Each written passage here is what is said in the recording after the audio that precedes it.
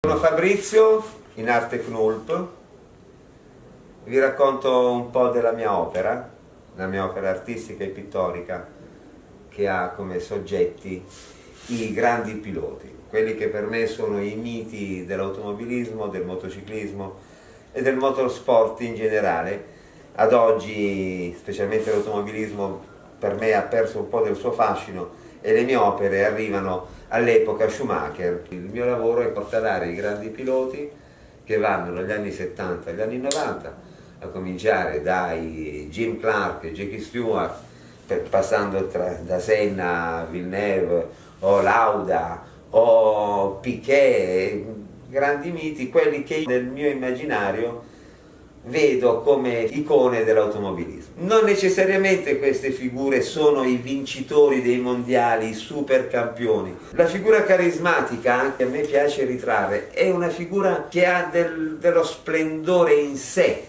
Ci sono piloti che hanno vinto poco, ma che avevano un fascino e un carisma. L'ultimo in termini cronologici che io ritraggo e a cui devo dei ritratti è Schumacher, ma proprio con Schumacher mi sento in dovere di ritrarlo, perché è il super campione di tutti i tempi, ma ancora quell'aurea di mito e di divo dell'automobilismo io personalmente ancora non gliela riconosco, ma inevitabile Schumacher rimane ad oggi il più grande e io mi vanto di averlo ritratto più di una volta. A cominciare dagli anni 70, come questo dipinto che ho qui alla mia sinistra, che rappresenta Jackie Stewart. Jackie Stewart per me è l'icona del pilota di corse di auto, e dove ancora si vedevano i movimenti della testa. In particolare su questo dipinto il pilota sta guardando il punto di corda della curva, la testa si muove, c'è tutto un dinamismo, un rumore, un movimento che io cerco di rappresentare con queste macchie di colore che rientrano comunque nel concetto di pop art americana e di action painting. Come dicevo, i miei soggetti sono principalmente Formula 1 e motociclismo. Anche questo, anche nel campo del motociclismo, i miei eroi, li chiamo così, risalgono agli anni 80 e 90. Non si chiamava MotoGP, ma erano le 500 due tempi. In pista c'erano Wayne Rainey, Mick Doohan o Kevin Schwantz, Kenny Roberts, a iniziare dall'epoca di Agostini. La tecnica è chiaramente un incontro delle mie due passioni, la pop art americana e i motori. Allora la pop art americana vuole i colori primari, il dripping, questo uso del colore spruzzato e lasciato cadere che tanti accomunano a Pollock, è chiaro. Pollock è maestro dell'action painting, mai astratto. Le mie figure non sono astratte, le mie immagini sono figure visibili, interpretate in atmosfera pop con il dripping, l'action painting, per avere proprio questo effetto. L'arte non vuole perfezione, la perfezione del disegnatore, del grafico.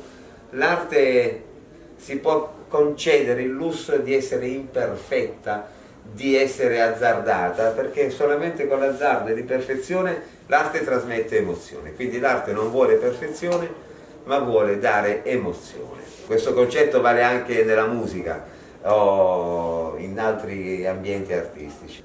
Sono gratificato di avere un pubblico di appassionati e collezionisti che mi segue, che riconosce le mie opere. Questa è un'altra cosa molto importante, essere riconosciuto, come un artista essere riconosciuto a distanza di tempo, dove hanno visto una tua opera in tutt'altro luogo, in tutt'altro posto, in tutt'altra nazione, ed essere riconosciuto è molto gratificante. Mi permetto il lusso di dire che sono outsider dal mercato dell'arte, dal circuito delle gallerie. A me piace incontrare l'appassionato che è interessato al mio lavoro, parlare insieme a lui, sentire le motivazioni, sentire quali corde è riuscita la mia opera a smuovere nel suo pensiero, e quindi proprio per questo motivo evito di avere a che fare con i mercanti dell'arte. Il mercante dell'arte, il gallerista, salvo poche eccezioni, prende il ruolo dell'artista, cioè decide, tratta lui, conosce lui il cliente,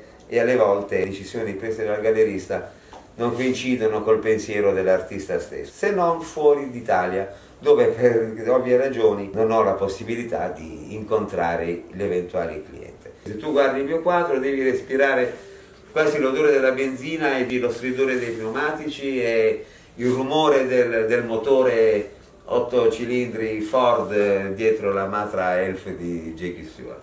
Ragazzi, vi saluto, ho cercato sinteticamente di dire qualcosa di me e a presto.